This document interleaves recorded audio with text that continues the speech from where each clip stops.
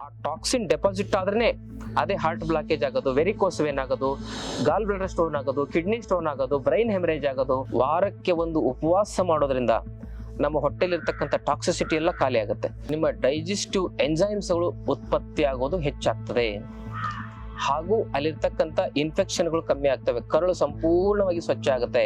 ಶ್ರೀ ಗುರು ಬಸವಲಿಂಗಾಯ ನಮಃ. ಓಂ ನಮಃ ಶಿವಾಯ. ಸರ್ವರಿಗೂ ಭಕ್ತಿಯ ಶರಣು ಶರಣಾರ್ಥಿ.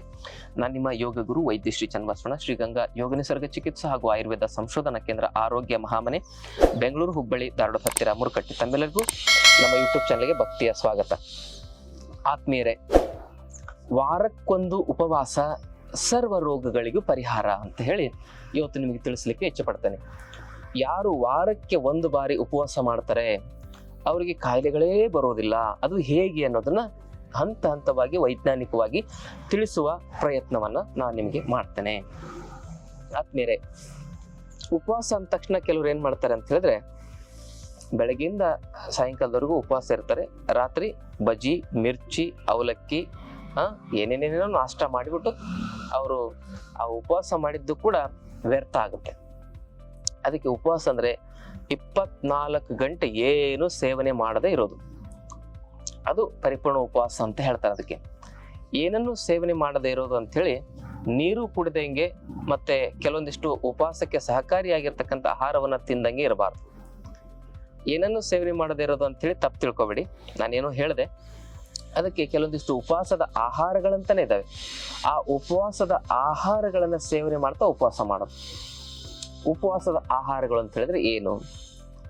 ಹಣ್ಣು, ಸೊಪ್ಪು, ತರಕಾರಿ, ಎಳೆನೀರು, ಕಬ್ಬಿನ ರಸ, ಇಂತಹ ಈ ಒಂದು 5 ಮುಖ್ಯವಾಗಿರ್ತಕ್ಕಂಥ ಪದಾರ್ಥಗಳನ್ನ ಸೇವನೆ ಮಾಡ್ತಾ ಅವತ್ತು ಒಂದು ದಿನ ಬೇಯಿಸಿರುವ ಆಹಾರವನ್ನ ಬಿಟ್ಟು ಈ ಆಹಾರಗಳನ್ನೇ ನಿರಂತರವಾಗಿ ಸೇವನೆ ಮಾಡೋದು, ಇದು ಉಪವಾಸದ ಪ್ರಕ್ರಿಯೆ ಅಂತ ಹೇಳ್ಬೋದು.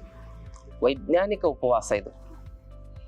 ಹೀಗೆ ನೀವು ವಾರಕ್ಕೊಂದ್ಸಲಿ ಮಾಡೋದ್ರಿಂದ ಏನಾಗುತ್ತೆ ಅಂತ ಹೇಳಿದ್ರೆ, ನಿಮ್ಮ ಡೈಜೆಸ್ಟಿವ್ ಎಂಜೈಮ್ಸ್ಗಳು ಉತ್ಪತ್ತಿ ಆಗೋದು ಹೆಚ್ಚಾಗ್ತದೆ, ಹಾಗೂ ಅಲ್ಲಿರ್ತಕ್ಕಂಥ ಇನ್ಫೆಕ್ಷನ್ಗಳು ಕಮ್ಮಿ ಆಗ್ತವೆ, ಕರುಳು ಸಂಪೂರ್ಣವಾಗಿ ಸ್ವಚ್ಛ ಆಗುತ್ತೆ. ಯಾರ ಕರುಳು ಸ್ವಚ್ಛ ಇರ್ತದೆ ಅವರಿಗೆ 100 ವರ್ಷ ಆಯಸ್ಸು ಮತ್ತು ಆರೋಗ್ಯ ಗಟ್ಟಿ ಇರ್ತದೆ. ಹಾಗೂ ಇದರಿಂದ ಲಿವರು, ಕಿಡ್ನಿ ಮತ್ತು ಪಿತ್ತಕೋಶ, ಮೇದೋಜೀರಕ ಗ್ರಂಥಿ, ಹೃದಯ, ಮೆದುಳು ಮತ್ತು ಇವೆಲ್ಲ ವೈಟಲ್ ಆರ್ಗನ್ಸ್ಗಳೇನಿದಾವಲ್ಲ, ಇವೆಲ್ಲವೂ ಕೂಡ ಕ್ಲೀನ್ ಆಗ್ತವೆ, ಕ್ರಿಯಾಶೀಲವಾಗ್ತವೆ, ಸ್ಟ್ರಾಂಗ್ ಆಗ್ತವೆ. ವಾರಕ್ಕೆ ಒಂದು ಉಪವಾಸ ಮಾಡೋದ್ರಿಂದ ನಮ್ಮ ಹೊಟ್ಟೆಲಿರ್ತಕ್ಕಂಥ ಟಾಕ್ಸಿಸಿಟಿ ಎಲ್ಲ ಖಾಲಿ ಆಗುತ್ತೆ. ನೋಡಿ, ಒಂದು ಪಾತ್ರೆಯಲ್ಲಿ ನಾವು ಅಡಿಗೆ ಮಾಡಿದಾಗ ಪುನಃ ಮತ್ತೆ ಅಡಿಗೆ ಮಾಡ್ಬೇಕಂದ್ರೆ ಪಾತ್ರೆನ ಸ್ವಚ್ಛ ತೊಳೆದು ಅಡಿಗೆ ಮಾಡಿದ್ರೆ ಅಡಿಗೆ ಚೆನ್ನಾಗಿರ್ತದೆ. ರಾತ್ರಿ ಮಾಡಿರುವ ಅನ್ನದ ಪಾತ್ರೆಯಲ್ಲಿ ಇನ್ನೂ ಸ್ವಲ್ಪ ಅನ್ನ ಹಂಗೆ ಇರ್ತದೆ, ಅದರಲ್ಲೇ ಮತ್ತೆ ಅಕ್ಕಿ ಹಾಕಿ ಅನ್ನ ಮಾಡಿದ್ರೆ ಏನಾಗುತ್ತೆ? ಆ ಅನ್ನ ಹಳಸ್ತದೆ. ಅದೇ ರೀತಿಯಾಗಿ ನಾವು ಹೊಟ್ಟೆ ಎನ್ನುವ ಈ ಪಾತ್ರೆನ ಅಟ್ಲೀಸ್ಟ್ ವಾರಕ್ಕೊಂದ್ಸಲಿನಾದ್ರೂ ಕ್ಲೀನ್ ಮಾಡ್ಬೇಕು. ದೇಹದಲ್ಲಿ ಯಾವುದೇ ರೋಗ ಇರಲಿ ಅದನ್ನ ದೇಹ ತನ್ನಷ್ಟಕ್ಕೆ ತಾನೇ ಸರಿಪಡಿಸ್ಕೊಳ್ತದೆ. ಅದಕ್ಕೆ ನಾವೇನ್ ಮಾಡ್ಬೇಕಂದ್ರೆ, ದೇಹಕ್ಕೆ ರೆಸ್ಟ್ ಕೊಡಬೇಕು ಮತ್ತು ದೇಹವನ್ನ ಸ್ವಚ್ಛ ಮಾಡಬೇಕು. ರೆಸ್ಟ್ ಕೊಡೋದು ಮತ್ತು ಸ್ವಚ್ಛ ಮಾಡೋದನ್ನ ನಾವು ಮಾಡಿದ್ರೆ ವಾರಕ್ಕೊಂದ್ಸಲಿ ಕಂಪ್ಲೀಟ್ ಆಗಿ ಸ್ವಚ್ಛ ಆಗುತ್ತೆ. ಕಂಪ್ಲೀಟ್ ಆಗಿ ರೋಗಗಳು ತನ್ನಷ್ಟಕ್ಕೆ ತಾನೇ ನಿವಾರಣೆ ಆಗ್ತವೆ.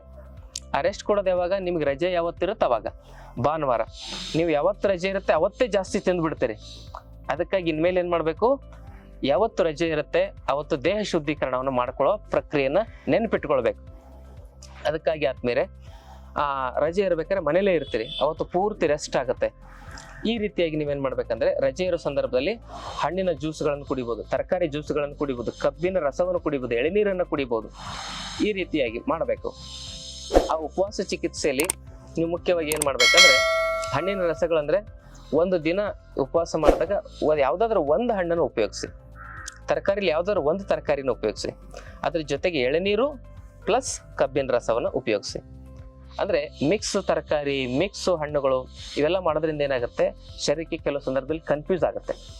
ಸೊಪ್ಪಿದ್ರೆ ಬೆಳಗ್ಗೆ ಒಂದು ಸೊಪ್ಪಿನ ಜ್ಯೂಸ್ ಕುಡಿದ್ರ, ಆಮೇಲೆ 1-2 ತಾಸು ಬಿಟ್ಮೇಲೆ ಒಂದು ಹಣ್ಣಿನ ಜ್ಯೂಸ್ ಕುಡಿಬೇಕು, ಮತ್ತೊಂದ್ 2 ತಾಸು ಬಿಟ್ಮೇಲೆ ಒಂದು ತರಕಾರಿ ಜ್ಯೂಸ್ ಕುಡಿಬೇಕು, ಮತ್ತೊಂದ್ 2 ತಾಸು ಬಿಟ್ಮೇಲೆ ಒಂದು ಕಬ್ಬಿನ ರಸ ಕುಡಿಬೇಕು, ಮತ್ತೊಂದ್ 2 ತಾಸು ಬಿಟ್ಮೇಲೆ ಒಂದು ಎಳ್ನೀರು ಕುಡಿಬೇಕು. ಹೀಗೆ ಕಾಂಬಿನೇಷನ್ ಮಾಡ್ಕೊಳ್ತಾ ಹೋಗ್ಬೇಕು. ಹೀಗೆ ಮಾಡ್ತಾ ಹೋದ್ಮೇಲೆ 2 ತಾಸಿಗೆ ಒಂದೊಂದು ಪೇಯವನ್ನ ಬದಲಾವಣೆ ಮಾಡಿ.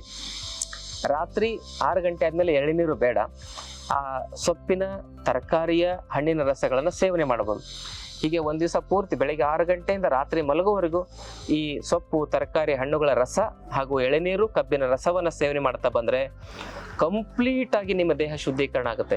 ಯಾರಿಗೆ ಗ್ಯಾಸ್ಟ್ರಿಕ್ ಅಸಿಡಿಟಿ, ಮಲಬದ್ಧತೆ ಇರುತ್ತೆ ಅವರಿಗೆ ಆ ದಿವಸದ ಮಾರನೇ ದಿವಸದಿಂದನೇ ಆ ಸಮಸ್ಯೆ ನಿವಾರಣೆ ಆಗೋದು ಅವರಿಗೆ ಗೊತ್ತಾಗತ್ತೆ. ಹೊಟ್ಟೆ ಮೆತ್ತಗಾಗತ್ತೆ. ಒಂದು ದಿನ ಈ ರೀತಿ ಉಪವಾಸ ಮಾಡಿದಾಗ ಒಂದೇ ದಿನಕ್ಕೆ ಕೆಲವರಿಗೆ 1 ರಿಂದ 2 kg ಅಧಿಕ ತೂಕ ಇರೋರಿಗೆ ತೂಕನೂ ಕಡಿಮೆ ಆಗುತ್ತೆ. ಹಾರ್ಟು, ಲಂಗ್ಸು, ಲಿವರ್ಲಿ ಇರ್ತಕ್ಕಂಥ ಎಲ್ಲ ಬ್ಲಾಕೇಜಸ್ಗಳು ಕಮ್ಮಿ ಆಗ್ತವೆ. ಹಾರ್ಟ್ ಬ್ಲಾಕೇಜ್ ಕಮ್ಮಿ ಆಗುತ್ತೆ, ಲಂಗ್ಸ್ ಇನ್ಫೆಕ್ಷನ್ಗಳು ಕಮ್ಮಿ ಆಗ್ತವೆ. ಆಮೇಲೆ ಕರಳಿನಲ್ಲಾಗಿರ್ತಕ್ಕಂಥ ಏನಾದರೂ ಇನ್ಫೆಕ್ಷನ್ಗಳು, ಅಲ್ಲೇನಾದರೂ ಗಂಟುಗಳಾಗಿದ್ರೆ, ಅಲ್ಲೇನೋ ಗಾಯಗಳಾಗಿದ್ರೆ, ಆ ಕರಳಿನ ಅಲ್ಸರ್ ಆಗಿದ್ರೆ ಅವು ಕಮ್ಮಿ ಆಗ್ತವೆ. ಬಾಯಲ್ಲಿ ಗುಳ್ಳೆಗಳಾಗಿ ಅಲ್ಸರ್ ಆಗಿದ್ರೆ ಅವು ಕಮ್ಮಿ ಆಗ್ತವೆ. ಮೆದುಳಿನ ಇನ್ಫೆಕ್ಷನ್ಗಳು, ಅಲ್ಲಿರ್ತಕ್ಕಂಥ ಬ್ಲಾಕೇಜಸ್ಗಳು ಕಮ್ಮಿ ಆಗ್ತವೆ. ಒಟ್ಟಿನಲ್ಲಿ ಕಂಪ್ಲೀಟ್ ದೇಹದಲ್ಲಿರುವ ಶ್ರೋತಸ್ಸುಗಳು 13 ಪ್ರಧಾನವಾಗಿರ್ತಕ್ಕಂಥ ಶ್ರೋತಸ್ಸುಗಳು, ಮಲ ಶ್ರೋತಸ್ಸುಗಳು. ಮಲ ಅಂತ ಹೇಳಿದ್ರೆ ಪುರುಷ, ಮೂತ್ರ, ಶ್ವೇದ ಶ್ರೋತಸ್ಸು, ಅನ್ನವಹ, ಪ್ರಾಣವಹ, ಉದಕವಹ ಶ್ರೋತಸ್ಸು. ಆ ಸಪ್ತ ಧಾತುಗಳ ಶ್ರೋತಸ್ಸುಗಳು ಸಂಪೂರ್ಣವಾಗಿ ಸ್ವಚ್ಛಾಗಿ 13 ಬಗೆಯ ಶ್ರೋತಸ್ಸುಗಳು ಸ್ವಚ್ಛಾಗಿ ಜೀವಕೋಶಗಳು ರೀಫ್ರೆಶ್ ಆಗ್ತವೆ, ಆರೋಗ್ಯ ಗಟ್ಟಿಯಾಗುತ್ತೆ. ಇದು ವಾರಕ್ಕೊಂದ್ಸಲಿ ಉಪವಾಸ ಮಾಡೋದ್ರಿಂದ ಆಯಸ್ಸು ಕೂಡ ವೃದ್ಧಿಯಾಗುತ್ತೆ. ಸ್ಪೇಸ್ ಎಲಿಮೆಂಟ್ ಉಪವಾಸ ಮಾಡೋದ್ರಿಂದ ನಮ್ಮ ಶರೀರದಲ್ಲಿ ಸ್ಪೇಸ್ ಎಲಿಮೆಂಟ್ ಜಾಗೃತವಾಗುತ್ತೆ. ಹಾಗಾಗಿ ಯಾರಲ್ಲಿ ಸ್ಪೇಸ್ ಎಲಿಮೆಂಟ್ ಜಾಗೃತವಾಗುತ್ತೆ ಅವರಲ್ಲಿ ಟಾಕ್ಸಿನ್ ಡೆಪಾಸಿಟ್ ಆಗೋದಿಲ್ಲ. Accumulation of the foreign matters in the body it's a main cause of all disease ಅಂತ ಕರೀತಾರೆ. ಆ ಟಾಕ್ಸಿನ್ ಡೆಪಾಸಿಟ್ ಆದ್ರೇನೆ ಅದೇ ಹಾರ್ಟ್ ಬ್ಲಾಕೇಜ್ ಆಗೋದು, ವೆರಿಕೋಸ್ ವೇನ್ ಆಗೋದು, ಗಾಲ್ ಬ್ಲಾಡರ್ ಸ್ಟೋನ್ ಆಗೋದು, ಕಿಡ್ನಿ ಸ್ಟೋನ್ ಆಗೋದು, ಬ್ರೈನ್ ಹೆಮರೇಜ್ ಆಗೋದು. ಇವೆಲ್ಲ ಕಾರಣಗಳು ಬ್ಲಾಕೇಜಸ್ಗಳಾಗೋದು, ಸ್ಟೋನ್ಗಳಾಗೋದು, ಹೆಮರೇಜ್ಗಳಾಗೋದು, ಕ್ಯಾನ್ಸರ್ಗಳಾಗೋದು ಕೆಟ್ಟ ಟಾಕ್ಸಿನ್ ಅಂಶ ಶರೀರದಲ್ಲಿ ಡೆಪಾಸಿಟ್ ಆಗೋದ್ರಿಂದ. ವಾರಕ್ಕೊಂದು ಉಪವಾಸ ಮಾಡೋದ್ರಿಂದ ಇವೆಲ್ಲ ಕೆಟ್ಟ ಟಾಕ್ಸಿಕ್ ಎಲ್ಲ ಶುದ್ಧವಾಗಿ ಶರೀರ ಪರಿಶುದ್ಧವಾಗಿ ಇಂಥ ಕ್ಯಾನ್ಸರ್ ಅಂತ ಮಾರಣಾಂತಿಕ ಸಮಸ್ಯೆಗಳಿಂದ, ಹೃದಯ ಸಮಸ್ಯೆ ಇಂಥ ಮಾರಣಾಂತಿಕ ಸಮಸ್ಯೆಗಳಿಂದ ದೂರ ಆಗುತ್ತೆ. ಅದಕ್ಕೆ ವಾರಕ್ಕೆ 1 ದಿನ ಉಪವಾಸ ಸರ್ವ ರೋಗಗಳಿಗೆ ಪರಿಹಾರ ಅಂತ ಹೇಳ್ಬೋದು. ಸಮಸ್ಯೆಗಳು ಬಂದವರು ಗುರುಗಳ ಮತ್ತು ಯೋಗ ಗುರುಗಳ ಮತ್ತು ಹಾಗೂ ವೈಜ್ಞಾನಿಕ ಮಾರ್ಗದರ್ಶನವನ್ನು ವೈದ್ಯರಿಂದ ಪಡೆದು ಮಾಡಬಹುದು. ಸಮಸ್ಯೆ ಬರಬಾರದು ಅನ್ನೋರು ತಾವು ನಿರಂತರವಾಗಿ ಇದನ್ನ ನೀವು ಮಾಡಬಹುದು. ಈ ರೀತಿಯಾಗಿ ಉಪವಾಸ ಚಿಕಿತ್ಸೆ. ಸ್ಪೇಸ್ ಎಲಿಮೆಂಟ್ ನೋಡಿ, ತುಂಬಾ ಡಿಪ್ರೆಷನ್ ಅಲ್ಲಿರೋರಿಗೆ ಜಾಸ್ತಿ ತಿಂತಿರ್ತಾರ ಅವರು. ಡಿಪ್ರೆಷನ್ ಜಾಸ್ತಿ ತಿನ್ನಕ್ಕೆ ಅದು ಪ್ರೇರಣೆಯನ್ನು ನೀಡುತ್ತದೆ. ಅದಕ್ಕಾಗಿ ಯಾವಾಗ ಖುಷಿಯಾಗಿರ್ತವೆ, ಮನಸ್ಸು ಪ್ರಸನ್ನವಾಗಿರುತ್ತೆ, ಅವಾಗ ಇಷ್ಟೇ ತಿಂದ್ರೆ ಹೊಟ್ಟೆ ತುಂಬ್ದಂಗ ಅನ್ಸುತ್ತೆ. ಅದಕ್ಕೆ ಮನಸ್ಸು ಶಾಂತವಾಗಿ ಪ್ರಸನ್ನವಾಗಿರ್ಲಿಕ್ಕೆ ಉಪವಾಸ ಸಹಾಯ ಮಾಡುತ್ತೆ, ಡಿಪ್ರೆಷನ್ ಬರದಂತ ತಡೀತದೆ. ಅದಕ್ಕೆ ವಾರಕ್ಕೆ 1 ಉಪವಾಸ ಮನಸ್ಸನ್ನು ಪ್ರಸನ್ನಗೊಳಿಸಿ ದೇಹವನ್ನು ಶುದ್ಧಗೊಳಿಸುತ್ತೆ. ಆಯುರ್ವೇದದಲ್ಲಿ ಏನ್ ಹೇಳ್ತಾರೆ, ಸ್ವಸ್ಥ ವ್ಯಕ್ತಿ ಅಂದ್ರೆ ಸಮದೋಷ ಸಮಾಗ್ನಿಶ್ಚ ಸಮಧಾತು ಮಲಕ್ರಿಯ ಪ್ರಸನ್ನಾತ್ಮೇಂದ್ರಿಯ ಮನಸ್ವಸ್ಥಸ್ಯ ವಿಧೇಯತೆ ಅಂತ ಹೇಳ್ತಾರೆ. ದೋಷಗಳು, ಧಾತುಗಳು, ಅಗ್ನಿ ಸಮವಾಗಿದ್ದು, ಮನಸ್ಸು ಪ್ರಸನ್ನವಾಗಿದ್ದು, ಇಂದ್ರಿಯ ಪ್ರಸನ್ನವಾಗಿದ್ದು, ಆತ್ಮ ಪ್ರಸನ್ನವಾಗಿರುವುದೇ ಪರಿಪೂರ್ಣ ಆರೋಗ್ಯ. ಅವೆಲ್ಲವನ್ನು ಪ್ರಸನ್ನಗೊಳಿಸಿ ಶರೀರವನ್ನು ಪರಿಶುದ್ಧಗೊಳಿಸ್ತಕ್ಕಂಥದ್ದೇ ಆಯುರ್ವೇದ ಪದ್ಧತಿಯ ಪ್ರಕಾರ ನಾವು ಈ ರೀತಿಯಾಗಿ ಉಪವಾಸ ಚಿಕಿತ್ಸೆಯನ್ನು ಮಾಡಿಕೊಳ್ಳೋದು ಪರಿಪೂರ್ಣ ಔಷಧಿಯಾಗಿ ಕೆಲಸ ಮಾಡುತ್ತೆ ಅಂತಕ್ಕಂಥ ಮಾತನ್ನು ಹೇಳ್ತಾ ಇವತ್ತಿನ ಸಂಚಿಕೆಯನ್ನು ಮುಗಿಸ್ತಾ ಇದ್ದೀನಿ. ತಾವೆಲ್ಲರೂ ವಾರಕ್ಕೆ 1 ದಿವಸ ಉಪವಾಸ ಇವತ್ತಿನಿಂದನೇ ಪ್ರಾರಂಭ ಮಾಡಿ ತಮ್ಮೆಲ್ಲರಿಗೂ ಈ ಒಂದು ಕಾರ್ಯಕ್ರಮದಲ್ಲಿ ಹೇಳಿರ್ತಕ್ಕಂಥ ಮಾಹಿತಿಗಳು ಇಷ್ಟವಾದರೆ ಬಂಧು ಮಿತ್ರರೊಂದಿಗೆ ಶೇರ್ ಮಾಡ್ಕೊಳ್ಳಿ. ಜೊತೆಗೆ ಚಾನಲ್ ಅನ್ನು ದಯವಿಟ್ಟು ಸಬ್ಸ್ಕ್ರೈಬ್ ಮಾಡಿ. ನಿಮ್ಮ ಪ್ರೀತಿ ವಿಶ್ವಾಸವೇ ನಮಗೆ ಶಕ್ತಿಯಾಗಿ ಕೆಲಸ ಮಾಡುತ್ತೆ. ಇನ್ನಷ್ಟು ಹೊಸ ವಿಚಾರಗಳನ್ನ ನಿಮಗೆ ಹೇಳಲಿಕ್ಕೆ ಅದು ಹುರುಪು ತುಂಬುತ್ತೆ. ಅದಕ್ಕೆ ಚಾನಲ್ ಸಬ್ಸ್ಕ್ರೈಬ್ ಮಾಡಿ, ವಿಚಾರಗಳನ್ನ ಶೇರ್ ಮಾಡಿ.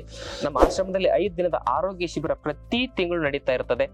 ಅದಕ್ಕೆ ಭಾಗವಹಿಸಿದರೆ ತಾವು ನೆಮ್ಮದಿ ಮತ್ತು ಆರೋಗ್ಯದಿಂದ ಬದುಕಬಹುದು. ಆಸ್ಪತ್ರೆಗಳ ಸವಾಸವಿಲ್ಲದೆ, ಔಷಧಿಗಳ ಸವಾಸವಿಲ್ಲದೆ. ತಮ್ಮೆಲ್ಲರಿಗೂ ಭಕ್ತಿಯ ಶರಣಾರ್ಥಿಗಳು.